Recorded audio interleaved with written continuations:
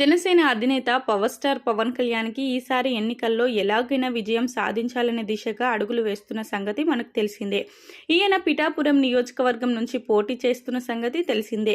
హనుమాన్ జయంతిని పురస్కరించుకొని పవన్ కళ్యాణ్ నామినేషన్ దాఖలు చేసినట్లు తెలిపారు.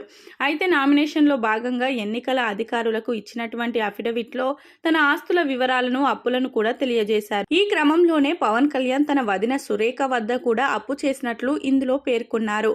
అలాగే తన ఆస్తుల చిట్టా మొత్తం ఇందులో పొందుపరిచారు. గత 5 సంవత్సరాల కాలంలో ఈయన 114 కోట్ల రూపాయల ఆదాయం పొందుపరిచినట్లు తెలియజేశారు. ఇక ఈయన పేరు మీద అప్పులు కూడా భారీగా ఉన్నాయని తెలుస్తుంది. లోన్లతో కలిపి ఏకంగా 64 కోట్ల రూపాయల అప్పులు ఉన్నట్లు తెలిపారు.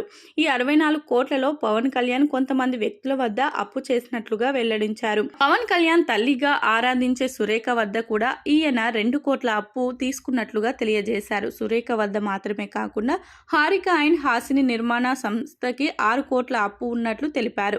నిర్మాత నవీన్ ఎర్నేని మైత్రి మూవీ మేకర్స్ కి కలిపి పవన్ 8 కోట్లకి పైగా అప్పు ఉన్నారు. డివివి ఎంటర్టైన్మెంట్ సంస్థకి కూడా పవన్ కళ్యాణ్ 10 లక్షల అప్పు ఉన్నట్లు తెలిపారు.